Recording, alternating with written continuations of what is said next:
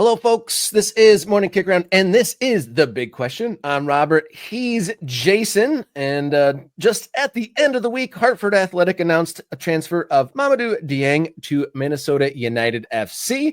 So that brings up the big question for today. Is the USL to MLS market growing? Yeah, this is something I think has been kind of bubbling for a long time, is whether or not there is a direct route for players from the USL and particularly USL Championship, which is the closest level to Major League Soccer, up to MLS. And whether or not MLS teams are utilizing that league, looking at the USL and the USL Championship for players. Is this something that is kind of lacking in American soccer? So without sort of diving into this player could hack it at MLS or this player is good enough for the league, when a move like this happens, and I think the reported fee is something like $300,000, so it's not a massive number, but it's significant, right? It's not nothing. And of course, most transfers in world football happen well below the $1 million level, like well below seven figures. It does give us at least this idea of maybe MLS teams are taking a harder look. Now, I think it's worth pointing out that Minnesota United has done this a couple different times. Like, this is a club that actually seems willing to look to the USL for talent. So Mamadou Dieng, forward from Hartford Athletic, jumps to MLS with Minnesota for something like $300,000. I believe Minnesota has, I'm trying to remember the other player. I had it in front of me here, and I'll find it again, Rob. But they have done this before. I don't know that it works all the time, and I hope that doesn't scare clubs off, right? So I guess, I would ask you, Rob, like, if you're running an MLS team, are you going to be more interested in a player in a second-tier league in Europe or a player in your own backyard? I guess it depends on how you value the competition that they're in.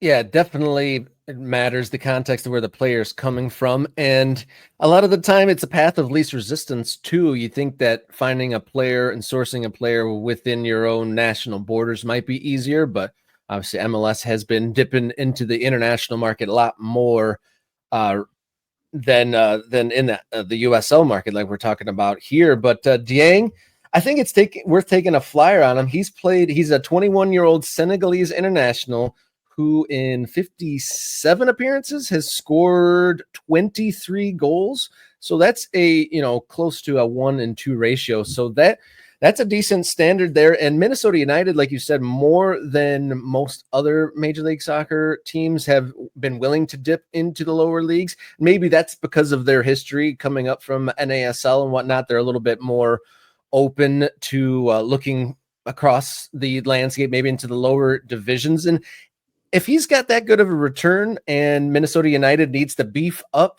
their attack, it seems like it's worth a flyer to do so. He's done well at Hartford, and a team that's not necessarily an offensive juggernaut in their own means. So the fact that he's been able to score 1 and 2 for a team that's not not a front runner on the offensive metrics, I'd say it's a low stakes gamble for Minnesota.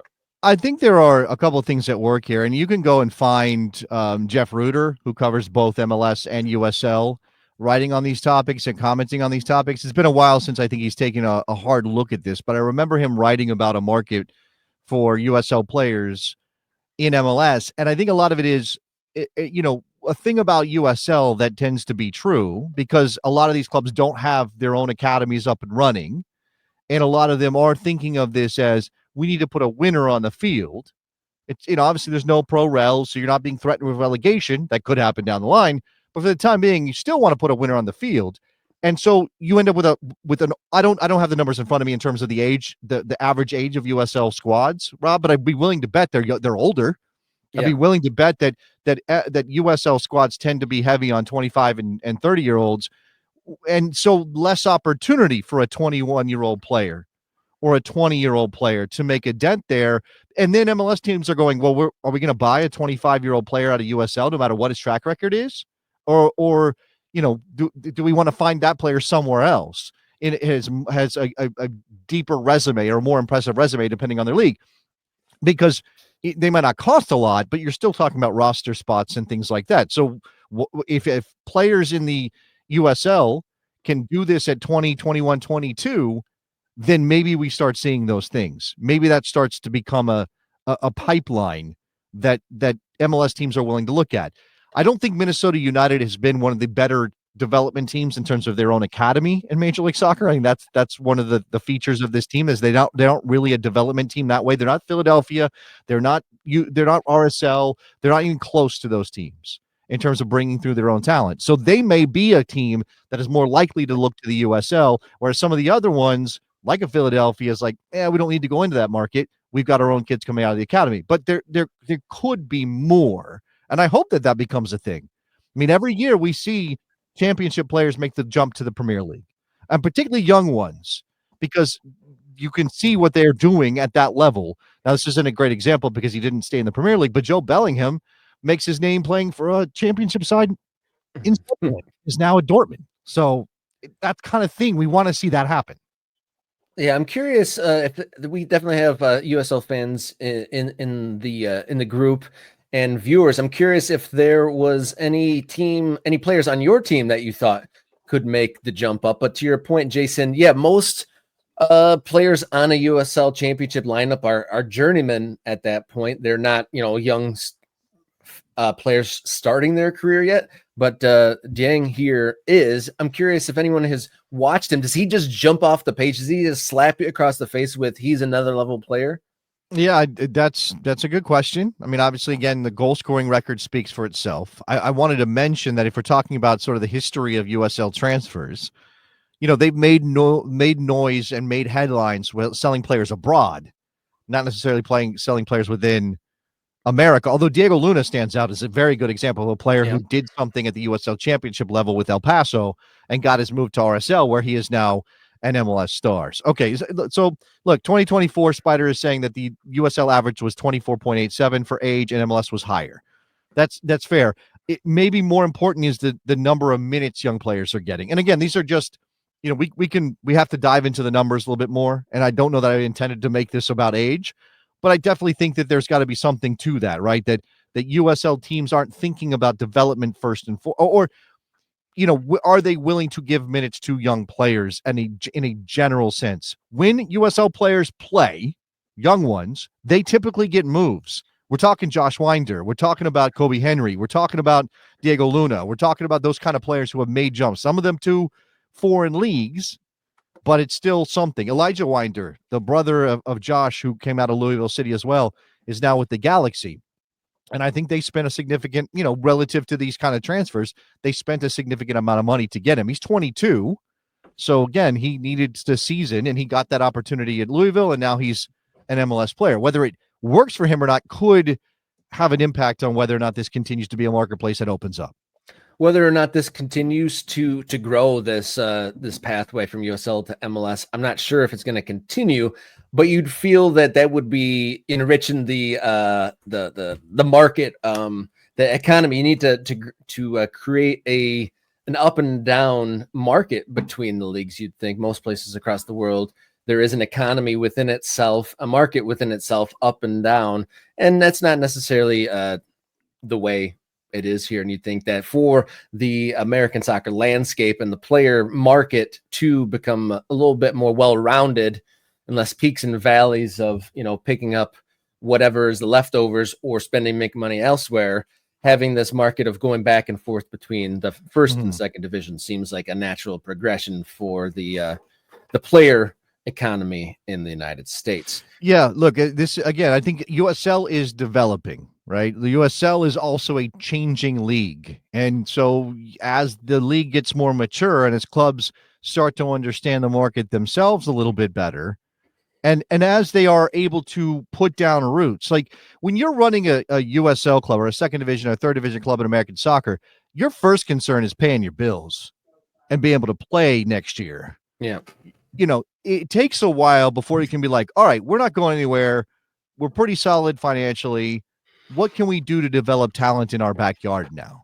Right? What can we do? And obviously in a case like Dieng, he gets brought over to America to play for Hartford that's identification. That's signing players from abroad, which is obviously an opportunity for USL.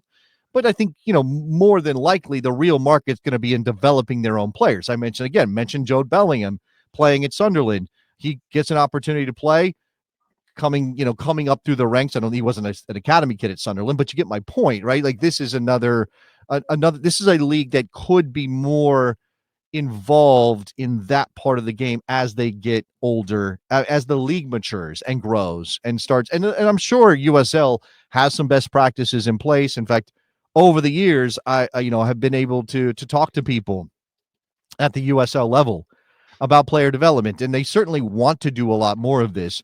It just, you run up against that issue of spending money in ways that are not going to deliver immediately. It takes a leap of faith to be like, let's really lean into this because we can start to sell players later on.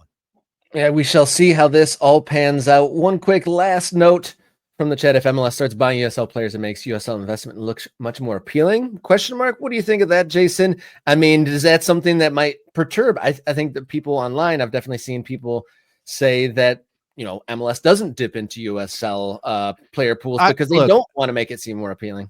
I think it's possible that there's a general sort of unwritten, I don't think this is a league directive. I don't think Don Garber is picking up the phone and saying, don't buy any USL players. I really don't think it's like that. But I definitely think that there is a general sense around MLS that USL players aren't good enough. Like, I think that's probably the general sense. And I think there is this, there's certainly like an elitism thing in a lot of places around this. But also remember that, again, none of this has been established. And then what does MLS typically do? Not all the time. And there are examples, plenty of examples where teams have succeeded with domestic leadership. But a lot of times you're tapping into foreigners to run your team. And if you're Ernst Tanner and your entire, this is one example, and you can name anybody. Look at Lutz Van Steele. He's in St. Louis. It's one of the hotbeds of American soccer. There's got to be talent falling out of the trees in St. Louis. And Lutz Van Steele is like, we need a third Bundesliga player, because that's what he knows, right? That's his inclination, is to think that player can fit here. Let me go get him, rather than, and again, not to say St. Louis isn't trying to develop players. No, that's still a young club, but I definitely think that there's something to that as well. This idea that, like, why am I going to look in the backyard in America, where I'm not sure yet if they really have the depth, when I can pick up a phone and call my buddy who's got a club in Germany and they've got a kid that's coming through, and it's, again, it's not going to cost us as much, not going to cost us very much anyway, whatever. Those kinds of influences on clubs and direction in a general sense, MLS itself isn't mature enough to have connected itself with these leagues. And as long as they are sort of competing businesses as leagues, there's probably something to what Riverside Grove is saying. Yeah, no doubt. Thank you, everyone, for contributing in the chat today. Thank you for tuning in to Morning Kick Around. If you enjoy the program, tell your friends about it. Word of mouth is how we've gotten this far, and we'll, that's how we'll grow moving forward. Hit subscribe if you enjoyed it and want to see these videos pop up on your feed. Hit the become a member button and you become an MK Ultra. You get priority commenting on these live videos, access to bonus content, and access to the Morning Kick Around Discord server. Lots of great conversations happening there. Threads on MLS, local soccer, USL Championship, the national teams, and general topics. So become a member if so willing, or you could just hit the thanks button right underneath the viewer. You can reach out online at mkickaround on X, Instagram, and Blue Sky. We populate that from time to time, or you can write us a note, morningkickaround@gmail.com. Love to get notes from the viewers over there. All right. And then one final note, if you'd like to support outside of the YouTube bubble, coffee.com/morningkickaround. We have some specific fundraising goals on there. Thank you to everyone who has supported any which way you are able. Thank you so very much. All right. We will be back on Wednesday. And until then, everybody, enjoy your soccer.